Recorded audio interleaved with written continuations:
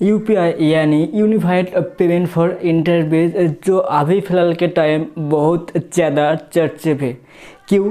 क्योंकि यूपीआई एक ऐसा सिस्टम है जिनके दौरान आप विदिन अ सेकेंड किसी को भी as a individual normal user 1 lakh rupees तक भेज सकते हो विदाउट एनी चार्जेस। और इसी जगह पे अगर बात करें दूसरा प्लेटफॉर्म का यानी IMPS, NEFT या फिर RTGS का, तो इन सभी के अंदर आपको कुछ ना कुछ चार्जेस देना पड़ते हैं। जहाँ पे IMPS पे कुछ लिमिट होते हैं, लिमिट के ऊपर अगर आप ट्रांसफ़र करते हो तो आपको कुछ चार्जेस देना पड़ते हैं। सेम NEFT RTGS पे भी लागू होता है। इस जगह पे मैं और एक बात क्लियर कर देना चाहूँगा, NEFT या फिर RTGS बहुत पहले से ही चल रहा है, लेकिन IMPS चालू हुआ था 2012-13 साल के करीब।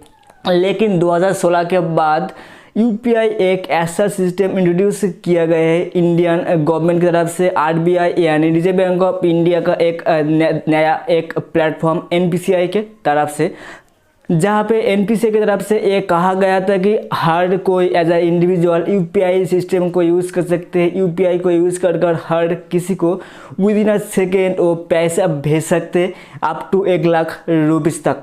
जहाँ पे यूपीआई का बात होते हैं तो यूपीआई के अंदर उतना भी ज़्यादा ट्रांजेक्शन पहले नहीं हो रहा था, लेकिन अभी फ़िलहाल के टाइम अगर बात करें मिलियन के भी ऊपर ट्रांजेक्शन हो रहा है पर मंथ। और आप जिस भी जगह पे देखोगे हर कोई अपना अपना खुद का एक QR कोड लगा के रखा है, क्योंकि यूपीआई एक ऐसा सिस्टम इंट्रोड्यूस किया गया था जो सेमलेस इंटरफेस होगा, सेमलेस पेमेंट सोल्यूशन हो सकते आम आदमी के लिए, आम जनता के लिए। लेकिन अभी फिलहाल के टाइम में 2022 साल पे आकर RBI यानी रिजर्व बैंक ऑफ इंडिया की तरफ से एक पिटीशन लॉन्च किया गया है।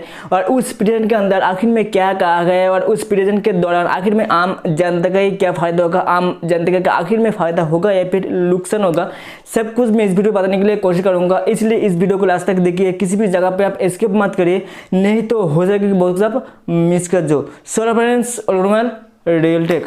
जब भी बात करें यूपीआई यानी यूनिफाइड पेमेंट फॉर इंटरफेस, जो इंट्रोड्यूस किया था NPCI यानी national payment corporation of India, जहाँ पे NPCI की तरफ से एक क्लियरली कहा गया था कि यूपीआई के दौरान एज आ इंडिविजुअल कोई भी बंदा किसी को भी पैसा भेज सकते और विदिन अ सेकेंड और ट्रांजेक्शन्स होगा, कोई भी चार्जेस आपको देना नहीं पड़ेगा।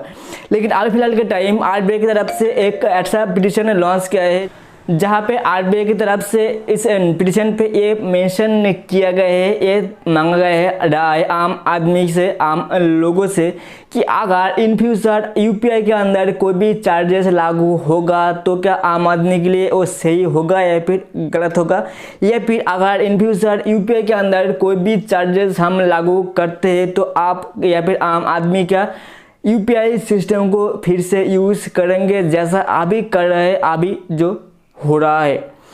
इसी के दौरान RBI की तरफ से एक पिटीशन पे ये भी राय मांगा गया है आम आदमी के लिए कि अगर यूपीआई का सिस्टम को आपको यूज़ करना है तो यूपीआई सिस्टम को थोड़ा बहुत इम्प्रूव करना भी ज़रूरी है। हालांकि ये बात अलग है कि जब भी यूपीआई सिस्टम को इंट्रोड्यूस किया गया था तब जितना भी सर्विस था, जितना भी सर्वर प्रॉब्लम था, जो भी था, अब फिलहाल के टाइम उससे भी बहुत ज़्यादा हाई हो चुका है, बहुत ज़्यादा अच्छा खासा एक सर्वर हो चुका है।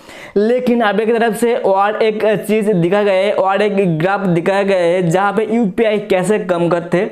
लेकिन ये जो यूपीआई का जो पूरा टोटली ऑल ओवर जो नेटवर्क है, इस नेटवर्क को चलाने के लिए कुछ ना कुछ खर्चा आता है, कुछ ना कुछ ट्रांजेक्शन फी लगते हैं जो बैंकों को देना पड़ते हैं, क्योंकि जो भी यूपीआई का सिस्टम यूज़ करेगा उनके लिए एक सर्वर का जरूरी होता है। और जो भी यूपीआई इंट्रोड्यूस किया गया था, यूपीआई इंट्रोड्यूस किया था NPCI यानी national payment corporation of India. तो NPCI के साथ जो टाइप है यानी जो बैंक है वो सब बैंक का NPCI के साथ टाइप है, और NPCI बैंकों को पेमेंट करते हैं और बैंक आम आदमी को पेमेंट करते हैं और आप NPCI को पेमेंट करते हैं। ये सब कुछ एक पूरा टोटली सर्कल है। लेकिन ये सब जो टोटली सर्कल है, ऑल ओवर जो सर्कल है, इस सर्कल के अंदर कुछ ना कुछ पेमेंट होते हैं, लगभग 2 रुपये समथिंग या फिर 1 रुपये समथिंग कुछ पेमेंट जाते हैं, कुछ चार्जेस लगते हैं जो बैंकों को, पेमेंट मर्चेंट को, पेमेंट पार्टनर को आपको पेमेंट करना पड़ते हैं। लेकिन वो पेमेंट आपसे नहीं लिया जाते, वो पेमेंट खुद RBI करते हैं। और इसी के लिए आरबीआई का एक नोटिफिकेशन जारी किया था, जिस नोटिफिकेशन पे ये सब कुछ बताया गया है, जहाँ पे आरबीआई की तरफ से एक क्लियरली कहा गया है जो सर्विस चार्ज लगते हैं वो तो हमें पेमेंट करना पड़े, लेकिन इन फ्यूचर हम और इतना पेमेंट नहीं कर सकते। इसलिए अगर आपसे ये पेमेंट लिया जाएगा तो क्या आपके लिए ये कितना फायदेमंद साबित होगा, फिर क्या आपके लिए फायदेमंद साबित होगा या फिर नहीं, क्योंकि जो भी यूपीआई सिस्टम है, यूपीआई सिस्टम को इम्प्रूव करना भी जरूरी है। और अभी फिलहाल के टाइम में जितना भी इम्प्रूवमेंट हो चुका है, इन फ्यूचर इससे भी ज़्यादा इम्प्रूवमेंट करने का एक कोशिश जारी है आरबीआई और एनपीसीआई का बीच में। और यूपीआई का सिस्टम को इम्प्रूव करने के लिए कुछ पैसों का भी जरूरत होता है, और ये पैसा आरबीआई चाहते हैं आम आदमी से ही लेना। लेकिन आपको क्या राय होगा, आपका क्या आखिर में ये इतना भी ज़्यादा बेनिफिट साबित होगा, जहाँ पे आप अभी जो भी यूपीआई ट्रांजेक्शन करते हो ये सब फ्री ऑफ कॉस्ट कर रहे हो, लेकिन अगर इन फ्यूचर यूपीआई ट्रांजेक्शन करने के लिए अगर आपको चार्जेस देना पड़ते तो क्या आप यूपीआई सिस्टम को यूज़ करोगे? आपका राय क्या है, आपका ओपिनियन क्या है? इस वीडियो का कमेंट सेक्शन आपके लिए खुला है, कमेंट सेक्शन पे आप कमेंट करना मत भूले। सो ये था अपडेट। सो आशा करते हैं जरूर एक्सप्लेन क्या हेल्पफुल हुआ है। अगर video please like comment share subscribe करना मत भूले। वीडियो है।